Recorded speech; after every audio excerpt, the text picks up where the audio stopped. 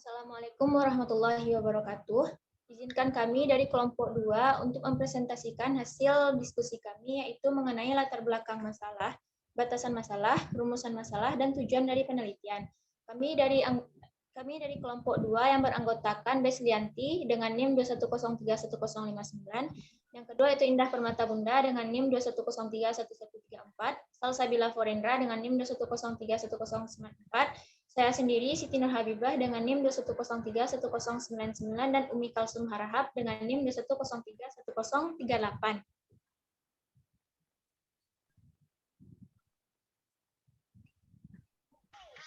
Materi yang akan dibahas dari kelompok kami yaitu yang pertama tentang latar belakang masalah, yang kedua tentang batasan masalah, yang ketiga rumusan masalah, dan yang keempat tujuan penelitian. Materi pertama latar belakang masalah yang akan dibacakan oleh rekan saya yaitu Beslianti. Kepada Beslianti dipersilahkan. Baiklah, terima kasih kepada moderator atas kesempatannya. Materi yang pertama yaitu latar belakang masalah. Latar belakang masalah adalah hal-hal yang mendasari atau mendorong keinginan seseorang untuk memilih mengungkapkan atau memecahkan masalah melalui penelitian. Dengan demikian, latar belakang masalah harus berisi uraian yang sifatnya memberi alasan kenapa peneliti tertarik meneliti masalah-masalah itu, atau perlunya masalah itu dipilih, diungkapkan, atau dipecahkan. Hal-hal yang mendasari keinginan seseorang untuk memilih suatu masalah harus diungkapkan secara sistematis berkesinambungan antara alinea 1 dengan alinea berikutnya. Dalam menyusun latar belakang, Anda perlu mengemukakan data fakta atau informasi mendukung permasalahan. Data fakta atau informasi pendukung masalah biasanya diperoleh dari studi pendahuluan survei, wawancara bacaan, media massa, atau pertemuan ilmiah. Data fakta ini atau informasi pendukung ini sangat berguna untuk memperkuat argumentasi kita bahwa masalah itu penting atau masalah dan bisa untuk diteliti sehingga dapat meyakinkan penilai proposal. Pada hakikatnya, latar belakang masalah ini berguna untuk meyakinkan orang penilai atau sponsor bahwa masalah itu layak, menarik, atau penting diteliti, sehingga penilai pembimbing atau sponsor dapat menerima proposal yang diajukan. Tidak mustahil suatu masalah sebenarnya sangat penting untuk diteliti, tetapi latar belakang yang ditulis tidak bisa meyakinkan pembaca, bernilai, atau pembimbing bahwa masalah itu menarik atau penting untuk diteliti atau dipecahkan, sehingga proposal yang diajukan ditolak. Dengan demikian dapat disimpulkan bahwa kedudukan latar belakang masalah ini cukup penting. Oleh karena itu, perlu disusun dengan baik. Untuk bisa menyusun suatu latar belakang masalah yang baik, tentu diperlukan pelatihan yang cukup. Sekian materi yang dapat saya sampaikan, saya kembalikan kepada moderator. Baik, terima kasih kepada Beslianti. Selanjutnya yaitu mengenai batasan masalah yang akan dibacakan oleh Umi Kalsum Harahap. Kepada Umi, kita dipersilahkan. Baiklah, selanjutnya batasan masalah. Batasan masalah adalah batasan terhadap sebuah ruang lingkup dari suatu permasalahan, supaya pembahasan yang kita lakukan tidak terlampau jauh melebar, dengan tujuan agar pembahasan kita bahas bisa fokus pada satu penelitian saja. Ruang lingkup masalah artinya segala sesuatu yang terkait dengan masalah, yang juga mempunyai peluang untuk diteliti. Untuk menentukan ruang lingkup masalah, terlebih dahulu tentukan apa masalah penelitiannya. Misalnya dalam judul penelitian, pengaruh tugas rumah terhadap hasil belajar siswa SMA Negeri 2 Padang. Dalam mata pelajaran biologi ada dua masalah atau variabel, yaitu tugas rumah dan hasil belajar. Setelah diketahui masalahnya, dapat ditentukan ruang lingkup masalah tersebut. Misalnya, masalah tugas rumah, ruang lingkupnya bisa dilihat dari segi bentuk tugas rumah yang akan diberikan, seperti membuat ringkasan, menjawab soal-soal tugas mengenai tugas rumah, yaitu dana kognitif, efektif, dan psikomotor. Lalu dibatasi bahwa yang akan diteliti hanya mengenali hasil belajar dalam ranah kognitif perlu dicatat bahwa bila lingkungan masalahnya sudah sempit atau spesifik, tidak perlu dibatasi untuk hal barangkali lebih baik bila penulis menyatakan bahwa masalah penelitian ini sudah selesai spesifiknya sehingga tidak perlu lagi dibatasi. Namun kesalahan pembatasan masalah masih sering terjadi. Contoh batasan masalah lainnya mengenai masalah tugas rumah di atas, mahasiswa saling menulis pada penelitian menulis membatasi masalah pada pengaruh tugas rumah terhadap hasil belajar siswa SMA Negeri 2 Padang dalam mata pelajaran biologi. Dalam hal ini mahasiswa bukan masalah melainkan hanya mengulang judul. Penelitiannya sebenarnya penyeluruhan ruang lingkup masalah sangat penting agar pembaca tahu bahwa ada aspek lain berkaitan erat dengan masalah yang akan diteliti.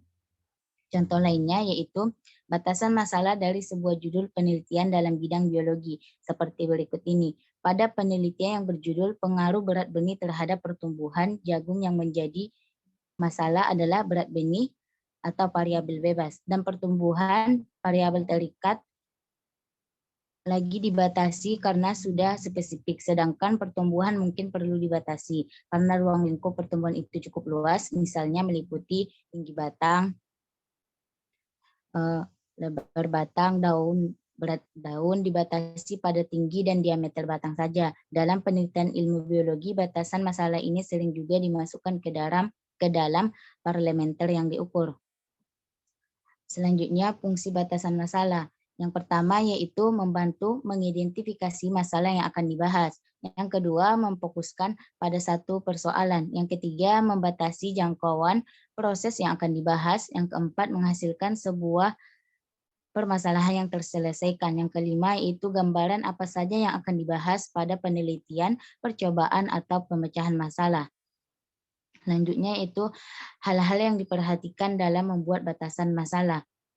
Yang pertama, batasan masalah hendaknya sesuai kemampuan peneliti. Yang kedua, sesuaikan batasan masalah dengan data fakta yang diperoleh dari lapangan. Yang ketiga, teliti dulu semua batasan masalah yang akan ditentukan.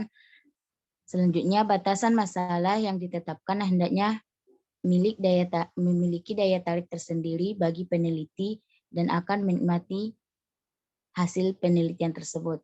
Sekian dari saya kembalikan kepada moderator. Terima kasih untuk Umi. Selanjutnya yaitu mengenai rumusan masalah yang akan dibacakan oleh Indah. Kepada Indah, dipersilakan. Baik, terima kasih moderator. Materi ketiga yaitu rumusan masalah. Rumusan masalah mengaplikasikan contoh rumusan masalah makalah. Penulis Husein Mullah Cela, editor Agung, 15 bulan 3 2022 dalam membuat suatu karya ilmiah, baik makalah, skripsi maupun laporan penelitian, terdapat satu bagian penting yang tak boleh diabaikan, yakni rumusan masalah. Dalam artikel kali ini akan dibahas contoh rumusan masalah, makalah beserta cara membuatnya. Namun sebelum menuju pembahasan tersebut, ada baiknya untuk menyegarkan kembali ingatan kita tentang pengertian dari ciri-ciri rumusan masalah.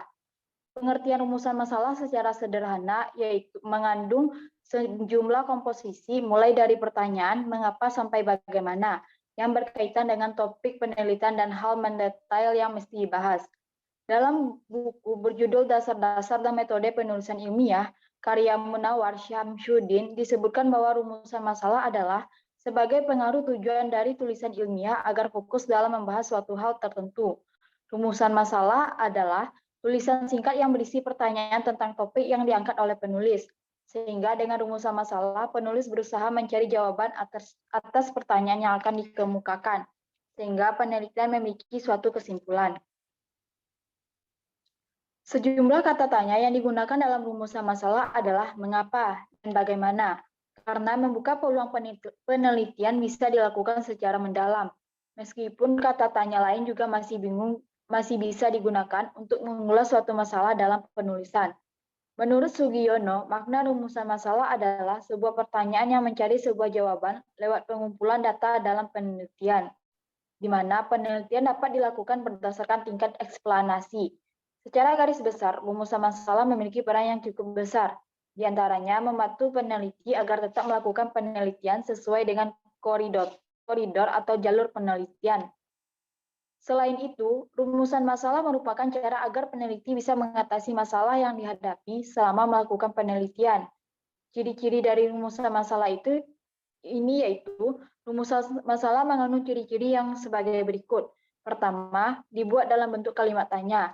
Yang kedua, berisi pertanyaan singkat, padat, dan jelas. Mengandung nilai penelitian, mengarahkan pembaca cara berpikir terhadap topik yang dibahas. Masalah yang diangkat sesuai dengan kemampuan penelitian, memberikan petunjuk dalam melakukan kegiatan. Baiklah, saya kembalikan kepada moderator.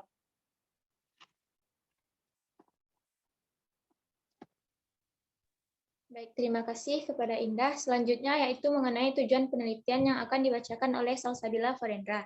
Kepada Salsa, disilahkan. Baiklah, selanjutnya yaitu tujuan penelitian. Tujuan penelitian adalah menurut situs Heritage Insight, tujuan penelitian adalah tujuan keseluruhan dari dilakukannya penelitian. Tujuan penelitian ini bisa menambah pengetahuan di area atau topik tersebut untuk menunjukkan kesenjangan yang ada di dalam ilmu tersebut atau untuk merancang dan menguji solusi dari masalah yang ada. Sementara itu, tujuan penelitian adalah pernyataan mengenai apa yang hendak kita capai. Tujuan penelitian ini berhubungan dengan rumusan masalah penelitian. Tujuan penelitian bisa ditulis dengan dua cara, yaitu yang pertama dengan kalimat aktif. Misalnya menggunakan kata untuk memahami, untuk menemukan, untuk mengetahui, untuk menjelaskan, untuk menguraikan, dan lainnya. Sementara itu dalam penelitian kuantitatif, biasanya menggunakan kata-kata untuk memahami, untuk menemukan, untuk menjelaskan, dan untuk menguraikan dengan kalimat pasif. Misalnya agar dapat diketahui, agar dapat dijelaskan, dan lainnya. Jenis-jenis tujuan penelitian. Menurut buku pengantar metodologi penelitian terbitan Yayasan Kita Menulis, ada 3 jenis tujuan penelitian, yaitu pertama, tujuan penemuan atau eksploratif. Tujuan penelitian ini dapat menemukan dapat menemukan sebuah pengetahuan baru dalam bidang tertentu. Yang kedua yaitu tujuan pengujian atau verifikatif. Tujuan penelitian ini untuk mengevaluasi dan menganalisis serta menguji kebenaran pada bidang yang sudah ada sebelumnya. Yang ketiga yaitu tujuan pengembangan atau development. Tujuan penelitian ini untuk mengembangkan sebuah pengetahuan dalam bidang yang telah ada.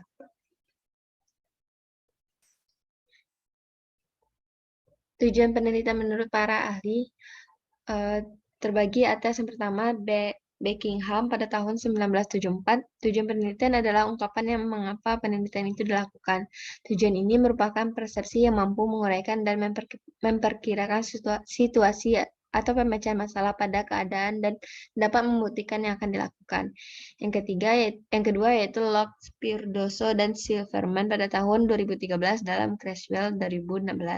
Tujuan penelitian adalah untuk menunjukkan serangkaian pertanyaan mengapa Anda ingin melakukan riset dan apa yang ingin Anda dapatkan. Sekian, terima kasih. Saya kembalikan kepada moderator.